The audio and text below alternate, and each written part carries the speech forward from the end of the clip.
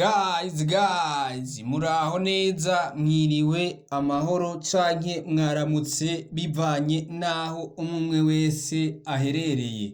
Haciye imisi 8 umuririmbyi Satubi canke Satura Mabafre bivanye nuko wewe umwita asohoye indirimbo yise Kirisese, aho iyo ndirimbo yagiye iryohera ugutwi, yagiye isaza abantu benshi, aho ubona ko indirimbo yabaye antivirus mu mitima y'abantu, aho ubona mu maklabu, mu bubare n'ahantu henshi yagiye hatandukanye yagiye iravuzwa cyane, ku buryo n'aba DJs bagiye batandukanye bagiye barayivuza cyane, bikaboneka ko yari indirimbo yakunzwe kandi cyane. Ugiye kubiraba ni nk'uko ari abantu benshi bavuga ati koko burya amapiano n'umudiho ugezweho uno munsi, ubona ko uriko uranakundwa cyane gusumba iyindi midiho yose.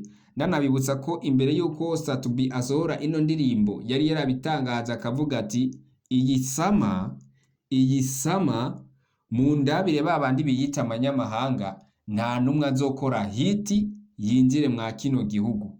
Aravuga ati je nkihari ntibishoboka, ndabaziye ndabakome hiti izoba mbere na hiti njabuka mazi canke izoba hiti yo ku rwego international, yo ku rwego mpuzamakungu. Rero wewe yarabikoze ahereza abanyagihugu, natwe turayifiringa tuja mu munezero udasanzwe, tubikora n'umutima mwiza tubikunze nk'uko nawe yabiduhaye abikunze kandi cyane. Ni nk'uko rero iyo ndirimbo haheze imisi 8 isohotse, yagiye ivugisha abantu benshi, ndetse n'abaririmbyi bagenzi biwe baravuga ati ibi bintu ntibibaho. Hari ku munsi w'ejo, aho yari imaze imisi 6 imaze kurabwa n'abantu barenga 315,000 by'amavyuzi, aho hari ku munsi ugira 6, aho nababwiye yuko uyu munya TikTokazi Lango Tengetenge wo mu gihugu ca Uganda yayicishije kuri TikTok yiwe ayivyina, ndetse akaba yayivyinye akarenga rimwe.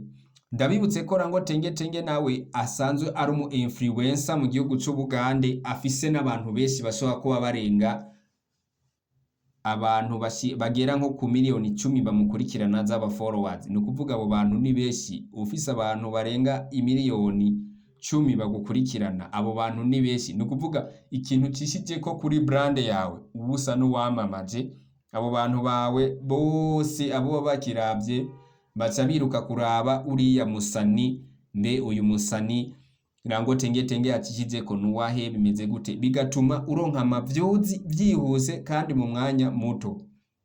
Rero niho ku munsi ugira 7 yari yamaze kuba aronka amavyuzi angana n'800 arenga ko gato avuye ku 300. Ni ukuvuga yadugije amavyuzi 500, ibihumbi 500 mu munsi umwe gusa utarenga.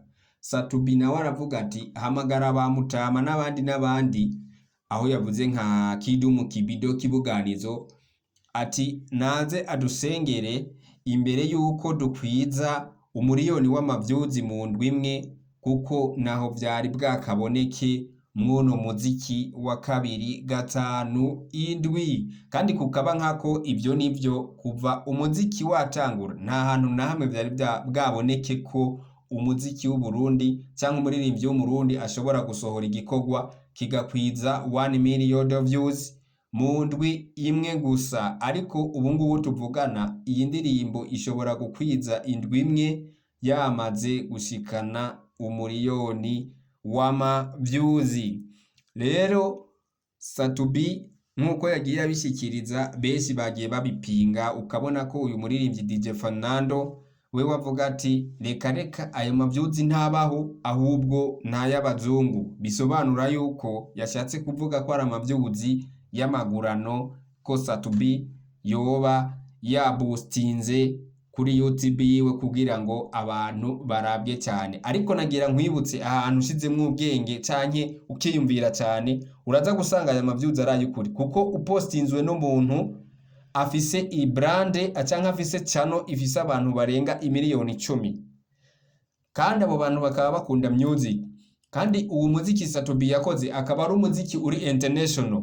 Ucubona neza ko bose bameze nk'abaja gukurikira barabati uyu muntu Rango Tengetenge yacishije ko hano hantu ni muntu ki nuwahe, kugira ngo bamenye uko uwo muntu Rango Tengetenge yacishije ko ni muntu ki bimeze gute. Niho baciye baja kuraba, bagiye kuraba Satubi aronka amavyuzi gutyo mu buryo bworoshe cyane. Satubi reka nkubwire ntikuraje, ubandanye ukora cyane, na bamwe bavuga ngo ya ukomeze ubemeza kuko bazoteba bemere. Big shout out to him my bro, jenda nakwemera sana, komeza udukomemwo amahiti, na bamwe bavuga ngo ya baze batebe bemere. Je mwari kumwe mwa kino kiganiro ni wa muhungu wanyu Charite. Wewe utarakora subscribe, kanda subscribe kugira tuzogume tubana no mu bindi biganiro byose nzoza ndabashikiriza. Ariko ntiwibagire like, share hamwe na commentaire. Murakoze.